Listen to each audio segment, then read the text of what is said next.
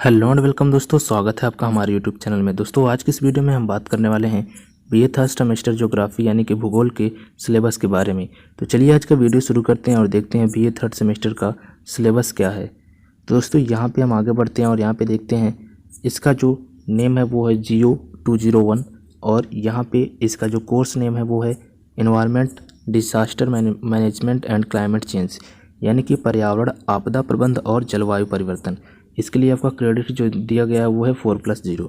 और इसमें टॉपिक क्या क्या पढ़ने हैं, आपको पढ़ना है इन्वायरमेंट के बारे में, इन्वायरमेंट का कॉन्सेप्ट और कंपोनेंट क्या है, इकोसिस्टम क्या है और इकोसिस्टम का कॉन्सेप्ट, टाइप्स एंड कंपोनेंट क्या है, ट्रॉफिक लेवल क्या है, energy flow, concept of biochemical cycle, ये चीज़ें पढ़नी है। हिंदी में बात करें तो आपको पर्यावरण पढ़ना है और उसकी अवधारणा और घटक पढ़ना है, पारिस्थितिकी तंत्र पढ़ना है, इसकी अवधारणा और प्रकार और घटक पढ़ना है, ट्रॉफिक स्तर और ऊर्जा प्रवाह पढ़ना है, जैव भू रासायनिक चक्र की अवधारणा पढ़ना है।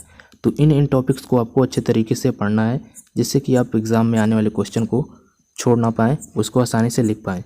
चलिए बढ़ते हैं अगले टॉपिक की तरफ। अगला जो है आपका इन्वायरमेंटल डिग्रेडेशन पढ़ना है आपको, जिसमें कि causes and consequences of deforestation, soil erosion पढ़ना है, pollution, air and water pollution पढ़ना है। यानी कि इसमें पर्यावरण की जो दुर्दशा हो रही है, यानी पर्यावरण जो है दिन ब दिन जिस प्रकार से छीड़ होता जा रहा है वो किस प्रकार से हो रहा है, जैसे कि वनों की कटाई से किस प्रकार से पर्यावरण को नुकसान पहुंच रहा है, मिट्टी के कटाव के कारण और परिणाम के कारण और परिणाम क्या है, यानी कि मिट्टी के कटाव का कारण क्या है और मिट्टी के कटाव से क्या परिणाम होते हैं, और प्रदूषण में आपको पढ़ना है वायु प्रदूषण और जल प्रदूषण के बारे में।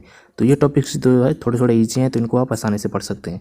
अब आगे चलिए, आगे है आपका इन्वायरमेंटल हैजार्ड पढ़ना है, यानी कि पर्यावरणीय खतरा क्या है, कॉन्सेप्ट एंड टाइपोलॉजी पढ़ना है, earthquakes, flood, cyclone and draft, concept of disaster management यानी कि पर्यावरणीय खतरा आपको पढ़ना है, जिसमें कि अवधारणा और टाइपोलॉजी पढ़ना है, भूकंप के बारे में पढ़ना है, बाढ़ के बारे में पढ़ना है, चक्रवात और सूखा के बारे में पढ़ना है, आपदा प्रबंध की अवधारणा के बारे में पढ़ना है।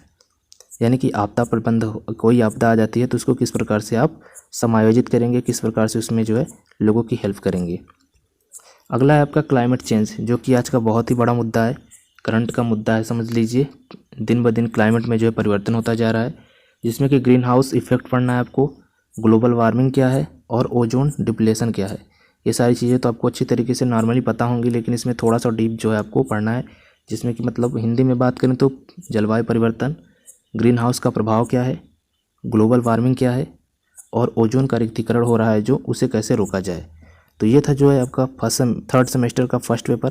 अब चलिए देखते हैं थर्ड सेमेस्टर का दूसरा पेपर, जो कि है GEO statistical techniques in geography, भूगोल में सांख्यिकीय तकनीक। इसमें जो थोड़ा टेक्निकल चीज़ें आपको पढ़नी है। ऊपर जो है जो फर्स्ट पेपर था उसमें आपको नॉर्मली भूगोल के बारे में पढ़ना था, इसमें से ज़्यादातर टॉपिक जो है आप शुरू से ही यानी कि पहले से ही पढ़ते आए होंगे, लेकिन अब इसमें जो है थोड़ा सा डीपली पढ़ना होगा, थोड़ा सा अलग पढ़ना होगा।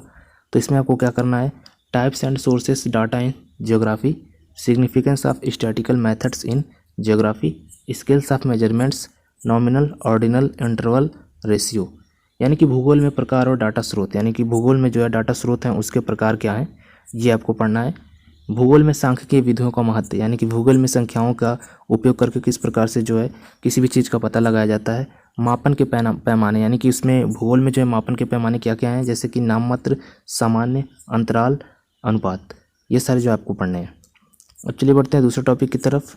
दूसरा टॉपिक है आपका जिसमें कि कई सब टॉपिक्स हैं, टर्बुलेंस एंड इलस्ट्रेशन, यानी कि सारणीकरण और चित्रण, फ्रीक्वेंसी डिस्ट्रीब्यूशन टेबल, ये आपको पढ़ना है कि आवृत्ति वितरण तालिका क्या होती है, क्रॉस टेबुलेशन आपको पढ़ना है, यानी कि क्रॉस का जो है सारणीकरण किस प्रकार से होता है, टेबुलेशन मतलब टेबल से बना हुआ है ये टेबुलेशन, और टेबल में मतलब होती है सारणी।